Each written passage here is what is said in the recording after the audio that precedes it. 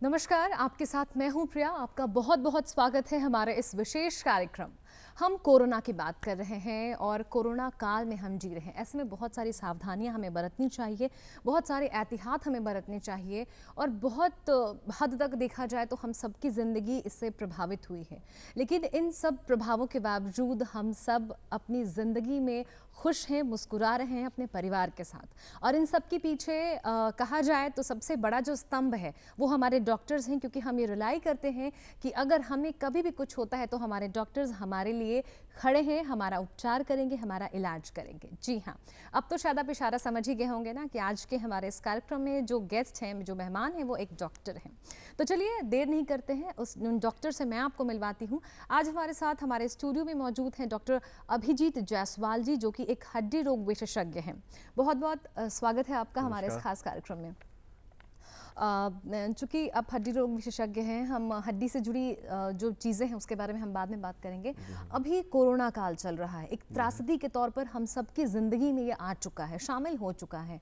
और अब तो लॉकडाउन भी ओपन हो चुका है, लोग पहले की तरह मोबिलिटी, लोग आना जाना कर रहे हैं, बाहर जाना, दुकानों में जाना, हर चीज़ पहले जैसे धीरे धीरे अब हो रही है। तो सबसे पहले मैं आपसे ये जानना चाहूँगी कि कोविड-19 या जो कोरोना है, जिसे हम आम बोलचाल की भाषा में कहते हैं, वो एक्चुअली है क्या, और इसके जो कैरेक्टरिस्टिक्स बदल रहे हैं धीरे धीरे, उसके ऊपर भी आप फोकस करें। जी हाँ मैम, देखिए अभी जैसा सिचुएशन है, सबको ये जानकारी है कि कोरोना पूरे दुनिया में फैल गया है। जैसे इसे पैंडेमिक कहते हैं। पैंडेमिक मतलब ये पूरे विश्व में फैल चुका है। बट अभी ऐसा लगता है कि ये पैंडेमिक नहीं, इन्फोडेमिक हो गया है। बिकॉज इसके बारे में सबको जानकारी है। तो अगर मैं कुछ ऐसा बोलूँ तो सब जानकारी रखते हैं। बट मैं ये कहना चाहूँगा, जो बहुत लोगों को नहीं पता है, कि कोरोना एक वायरस है।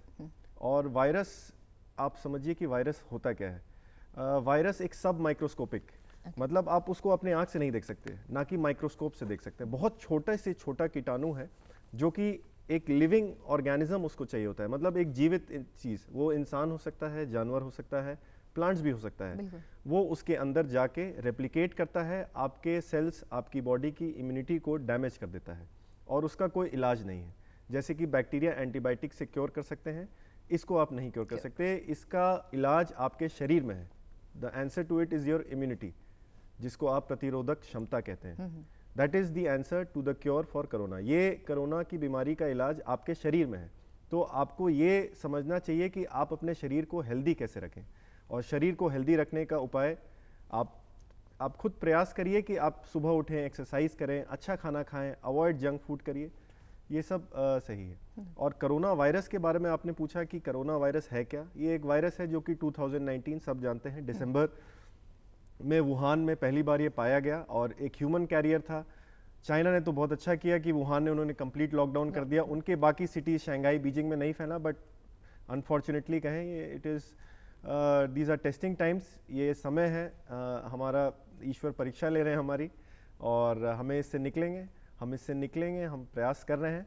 और ये वायरस जो है, ये मैं कहना चाहूँगा कि इससे आप बच के, हाँ, थोड़ा है सोशल डिस्टेंसिंग, जो हम बार बार कहा जा रहा है कि हम मास्क पहने, जो सेफ्टी मेजर्स है हम उसे उसका इस्तेमाल करें। देखिए, सेफ्टी मेजर्स में मैं ये कहना चाहूँगा 4 चीज़ें। आपका माउथ, मुंह, आपका नाक, आपकी आईज, और आपके हाथ। इन चारों चीज़ों को आप बचा के रखें तो आप सुरक्षित हैं। अब लॉकडाउन 4 भी ख़त्म हो गया। अब धीरे धीरे लोग, अब चीज़ें खुलने लग गई हैं, लोग निकल रहे हैं। आज मैं खुद ही हॉस्पिटल गया था, तो रास्ते में मुझे ऐसा लगा कि this is a normal working day, but we have to plan that there is a new normal. एक नए नॉर्मल की शुरुआत हमें करनी पड़ेगी। आप जब घर से निकलते हैं तो आप ये ध्यान रखें कि आप जो कपड़े पहन के जाते हैं, वो कपड़े जब आप घर आएँ तो उसे एक सेपरेट, आप एक ग्रीन चैनल बनाएं, जहाँ पे आप घर से जब जैसे ही एंटर करते हैं, एक पर्टिकुलर टेबल या कुछ भी ऐसा रखें घर के बाहर, जहाँ पे आप अपनी बाइक की चाबी, अपना रुमाल, अपने जूते, अपने कपड़े, एक बाल्टी वहाँ रखें जिस पे गर्म पानी ऑलरेडी डला हुआ हो, एक ढक्कन डेटॉल उसमें डाल दें और उसको छोड़ दें, और तब घर के एंटर करें। चप्पल भी अपने बाहर रखें, और वहाँ एक अलग चप्पल रखें जिससे आप अंदर जाते हैं। तो और ये भी मैं कहना चाहूँगा कि सैनिटाइज़र जो आजकल यूज़ हो रहा है, सैनिटाइज़र टू सम एक्सटेंट बहुत अच्छी चीज़ है, इट इज़ प्रोटेक्टिव। उसमें 70% आइसोप्रोपाइल अल्कोहल होता है, बट चूंकि डिमांड इतना ज़्यादा है तो बहुत अलग अलग कंपनियां सैनिटाइजर बना रही हैं जो कि some are very bad, they can be very harmful to skin also, बिल्कुल। ड्राई स्किन कॉज कर सकता है, एलर्जी कॉज कर सकता है, बच्चे सूंघ सकते हैं, it can cause very something which nobody, कोई नहीं चाहेगा। तो इसीलिए आप डेटॉल का लिक्विड हैंड वॉश रखें, साबुन रखें, हर आधे घंटे 1 घंटे पे अगर आप बाहर जाते हैं या कुछ भी काम करते हैं, किसी बाहर के आदमी से आप बात करते हैं तो हाथ धोने की एक आप इसको प्रैक्टिस करें, ये बहुत अच्छी चीज़ रहेगी। तो कैरेक्टरिस्टिक्स की बात मैंने की कि ये जो कैरेक्टरिस्टिक्स है बदल रहा है अब लोगों में, जैसे हर व्यक्ति में अलग अलग सिम्टम्स दिख रहे हैं, तो उसके ऊपर आप फोकस करें। देखिए इनिशियली ये जो वायरस है, कोई भी कोरोना वायरस, पहले कहा गया कि इट इज़ जस्ट लाइक ये एक इन्फ्लुएंजा वायरस है, फ्लू वायरस है, कॉमन कोल्ड वायरस है। कोई भी कॉमन कोल्ड वायरस जो होता है उसके लक्षण 2 से 16 दिन में ख़त्म हो जाते हैं, ये होता है, और 1 हफ्ते 10 दिन में आप ठीक हो जाते हैं। आप दवा लें ना लें, आपकी बॉडी उसके अगेंस्ट एंटीबॉडीज़ बनाती हैं। आपकी प्रतिरोधक क्षमता जो है, इम्यूनिटी जिसे हम कहते हैं, वो आपके सेल्स जो है, जो वायरस अंदर में डैमेज करने की कोशिश करता है, उसके अगेंस्ट बॉडी जवाब देती है और वो एंटीबॉडीज़ बनती हैं और आप उस फेज को पास कर लेते हैं। तो जो सिम्टम्स शुरुआत में पाए गए थे वो थे कफ, और कफ में सूखी खांसी, ड्राई कफ, और अब तो रनिंग नोज भी आने लगे हैं, अब वेट कफ भी आने लगे हैं कुछ पेशेंट्स में। फीवर, हाई ग्रेड फीवर, बुखार आना, सांस फूलना, shortness of breath, that is also, ये भी काफ़ी लोगों में पाया गया है।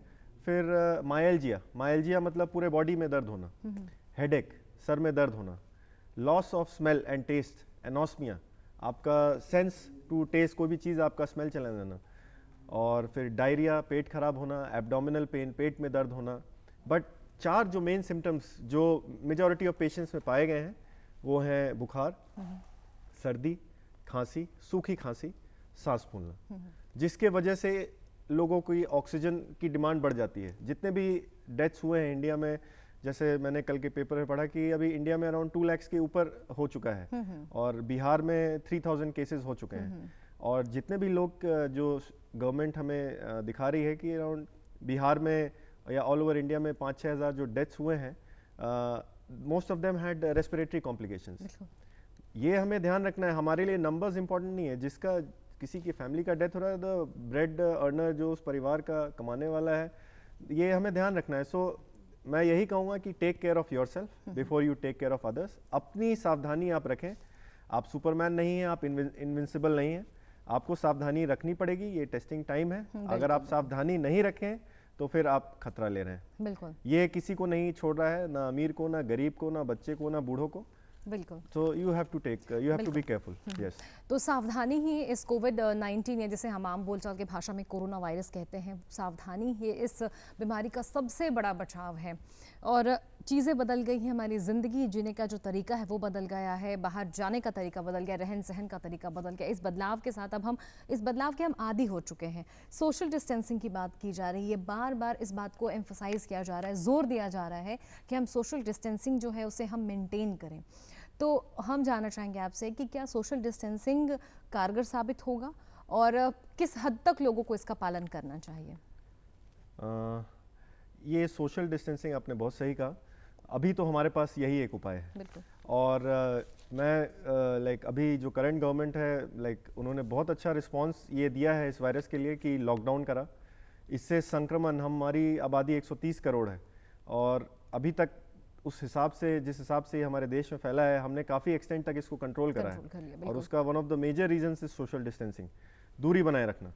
और दूरी कितनी बनाए रखना, वो 6 फीट की दूरी बनाए रखना। और ये बहुत इंपॉर्टेंट है बिकॉज आप जानिए कि ये बीमारी फैलती कैसे है। ये वायरस है, ठीक है, ये जानलेवा है, इससे लोग मर रहे हैं, बट ये फैलता कैसे है? तो इसके रूट्स ऑफ ट्रांसमिशन 2 हैं। ये फैलता है डायरेक्ट, इनडायरेक्ट। डायरेक्ट मतलब कि कोई संक्रमित मरीज है, वो बात कर रहा है, मैं और आप बात कर रहे हैं, आप ये अंदाज़ा लगाइए कि मैं और आप बात कर रहे हैं तो हमारे मुंह से कितने ड्रॉपलेट्स निकलते होंगे 1 या 2 मिनट में? 2,500 से 3,000 ड्रॉपलेट्स निकलते हैं जब आप किसी से 5 मिनट बात करते हैं।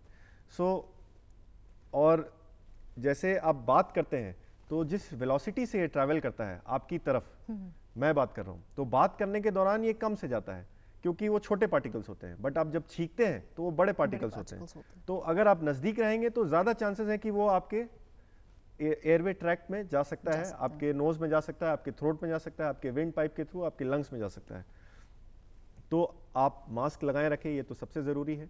रेस्पिरेटरी ट्रांसमिशन जिसको हम बोलते हैं ड्रॉपलेट ट्रांसमिशन, जो आप बात कर रहे हैं आपके मुंह से थूक के पार्टिकल्स निकल रहे हैं, या जब आप कफ कर रहे हैं, स्नीज कर रहे हैं, अगर कोई संक्रमित मरीज है, तो 6 फीट तक डिस्टेंस इसलिए बोला गया है क्योंकि उतनी दूर तक वो पार्टिकल ट्रैवल नहीं कर पाता है, ये एक कारण है।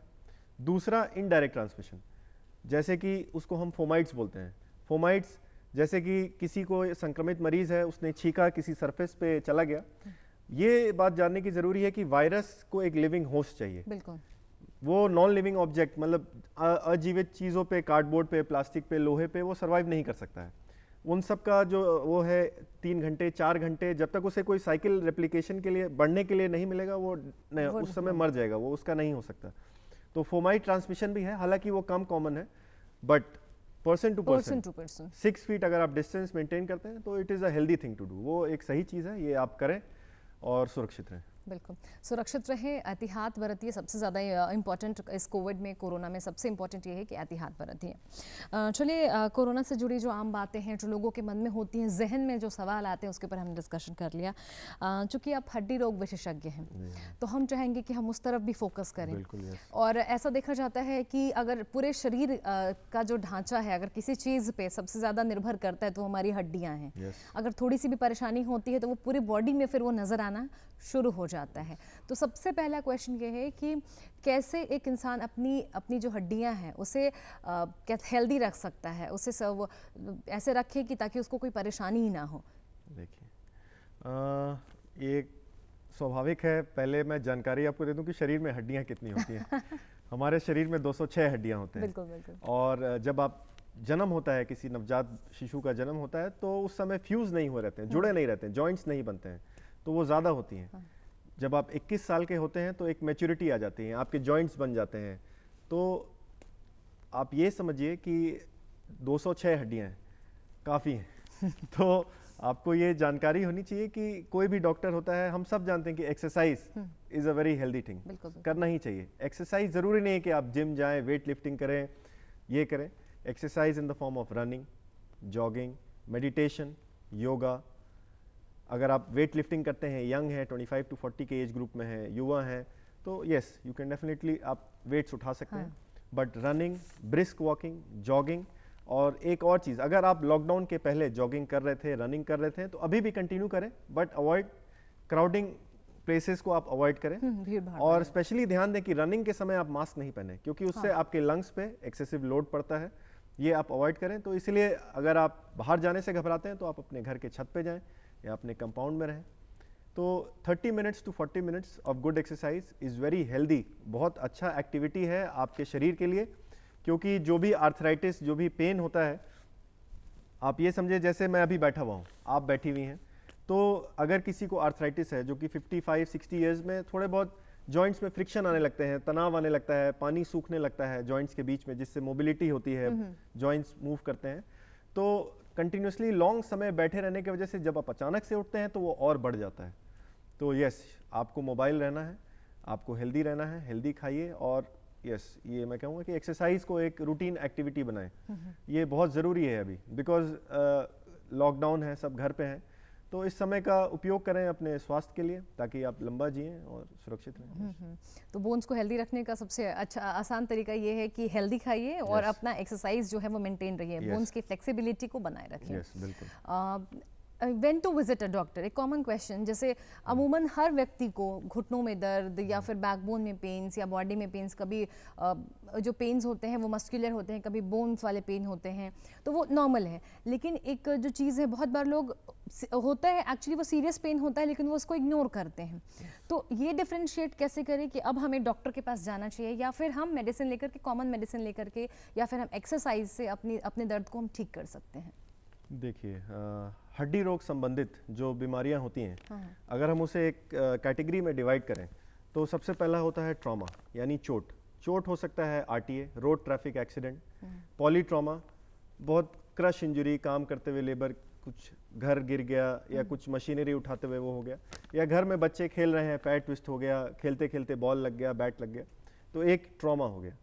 दूसरा हो गया इन्फेक्शन, किसी को चोट लगी, किसी आप लोकल बोन सेटर के पास चले गए, आपने कुछ घरेलू नुस्खे ट्राई किए, आपने सेक लिया उसको। ये बात मैं कहना चाहूँगा कि अभी अगर चोट लगता है तो कृपया करके हल्दी, चूना, गर्म पानी ये सब ना करें। आइज़ आप यूज़ कर सकते हैं, उसको स्प्लिंट कर दें। स्प्लिंट का मतलब जिस भी एरिया है, अगर फोरआर्म है या लेग है या हाथ है, तो आप कुछ कार्डबोर्ड लेके उसको बैंडेज कर दें। और आइज़ आप यूज़ कर सकते हैं, बट गर्म पानी ना इस्तेमाल करें, दैट इज़ वेरी बैड। उससे और चीज़ें कॉम्प्लिकेट होती हैं, इन्फ्लेमेशन बढ़ जाता है, वो बढ़ जाता है, स्वेलिंग बढ़ जाती है, नीले पड़ जाते हैं हाथ, इन्फेक्शन भी हो सकता है, सेप्सिस हो सकता है।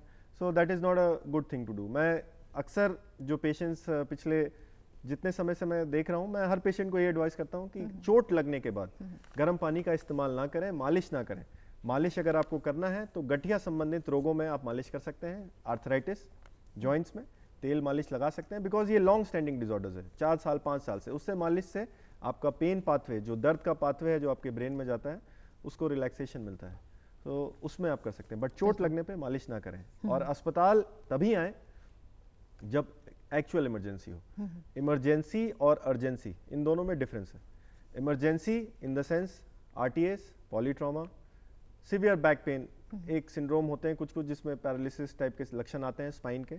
और अर्जेंसी जैसे कि आपका ऑपरेशन हुआ है, आपको प्लास्टर लगा हुआ है, उसको आप कटवाना चाहते हैं। सिर्फ छोटे से मामूली नी पेन, बैक पेन के लिए आप अपने डॉक्टर से, आजकल नया शुरू हुआ है टेलीमेडिसिन, आप उसमें मोबाइल का इस्तेमाल करें। आपके घर में जो युवा लोग हैं, जो लड़के हैं कॉलेज जाते हैं, लड़कियां हैं जो स्कूल जाती हैं, सब आजकल मोबाइल चलाते हैं। टेलीमेडिसिन के थ्रू जाएं, वीडियो कॉल करें। वैसे भी अभी सोशल डिस्टेंसिंग है, लोग अपने घर में हैं, सेफ हैं, तो टेलीमेडिसिन का उपयोग करें। छोटी मोटी प्रॉब्लम्स के लिए अस्पताल ना आए, एक्चुअल इमरजेंसी का पालन करें, तो इससे अस्पताल में भी क्राउडिंग कम होगी और आपको इन्फेक्ट होने का खतरा कम रहेगा, प्लस हेल्थ केयर वर्कर्स को भी। बिल्कुल बिल्कुल, ये आपने बहुत सही बात कही। छोटी छोटी चीज़ों को लेकर अगर हम सावधान रहेंगे तो आधी परेशानियां हमारी ऐसे ही ख़त्म हो जाएंगी। जैसे हेल्दी बोन्स हम कैसे मेंटेन करिए आपने बता दिया। और एक जो कॉमन चीज़ होती है, कहा अगर मान लीजिए अगर आपके बॉडी में विटामिन डी की डेफिशिएंसी हो गई तो आपको बोन्स में प्रॉब्लम स्टार्ट हो जाएगा।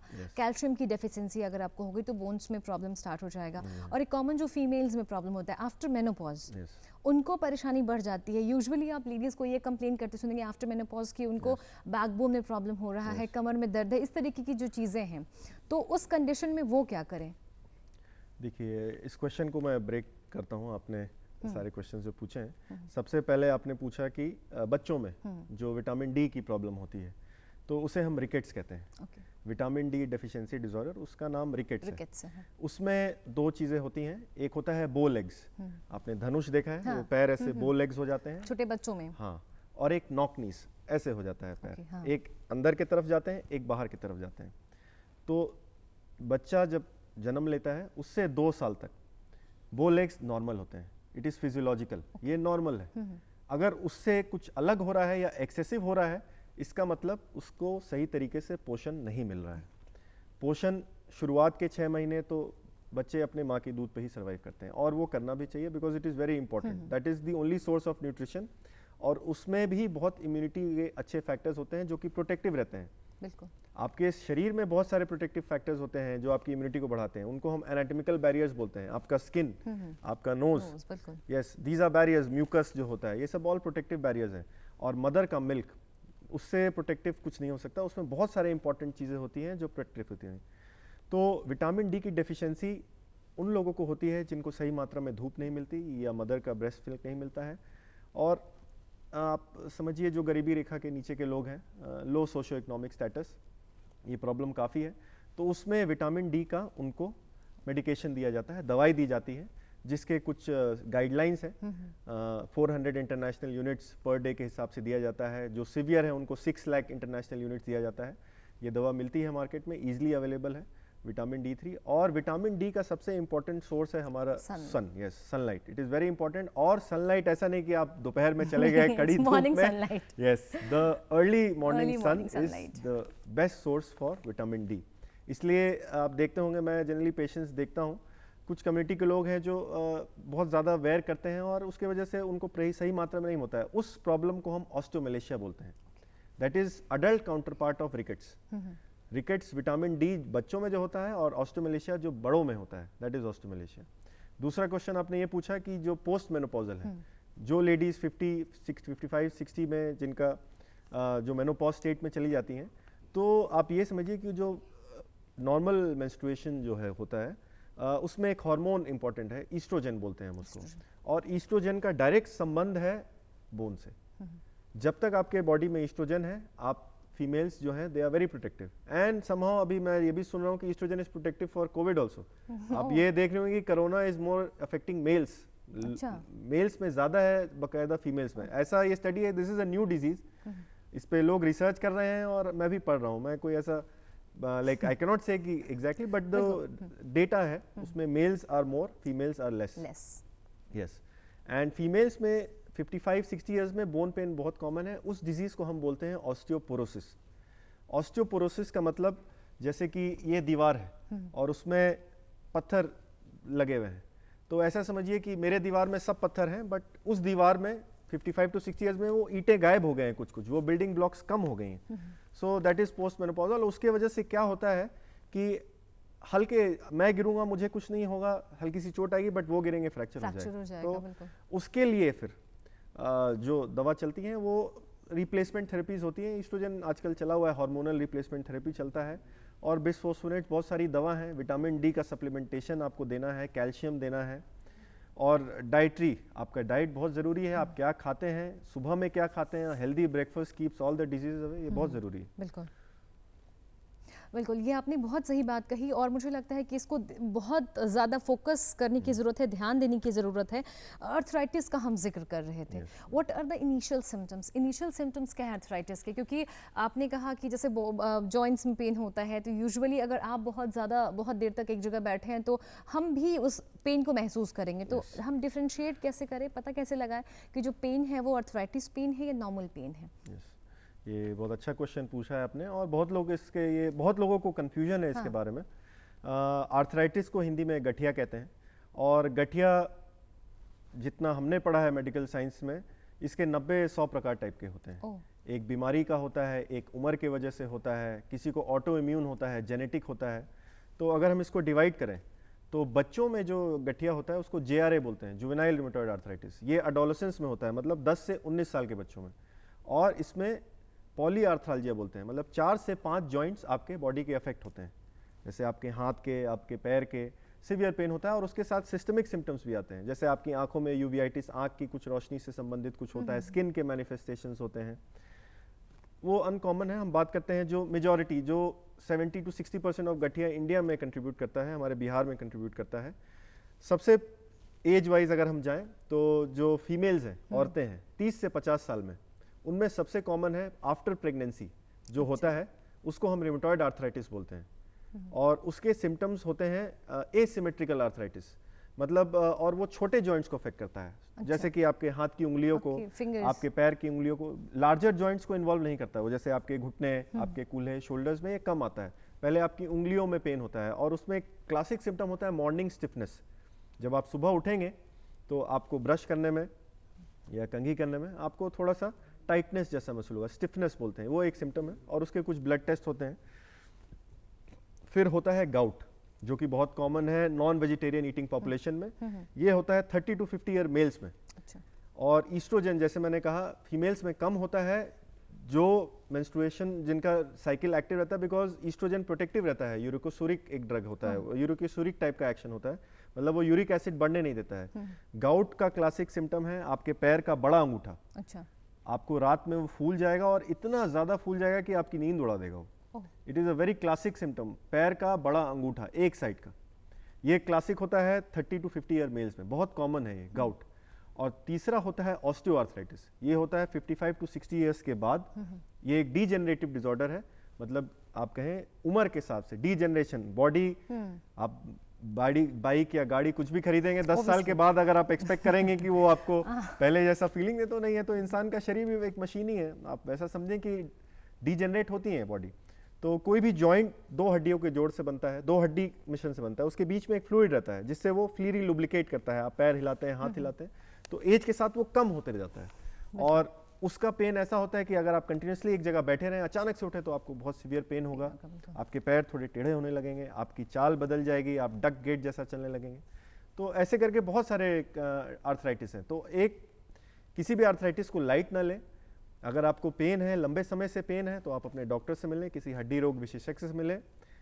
उचित जांच कराएं और उसका सिस्टमैटिक पालन करें। बिल्कुल। यस। तो मतलब ये कह सकते हैं कि अगर आपको स्वस्थ रहना है, यस, अगर आपको स्वस्थ रहना है और चाहना है कि हम एकदम बिल्कुल चलते फिरते रहें और मुस्कुराते रहें हमेशा बिना किसी दर्द के, तो पहला तो हमें बहुत अच्छा एकदम हेल्दी डाइट जो कहते हैं, Yes. हमें एकदम पौष्टिक भोजन लेना होगा, Yes. हमें नियमित व्यायाम करना होगा, एक्सरसाइज करना होगा, रेगुलर एक्सरसाइज करना होगा। तो ये आपने कुछ की बेसिक जो कहते हैं ना, बेसिक चीज़ें आपने बताई हैं जो एक हेल्दी लाइफ के लिए बहुत ज़रूरी है।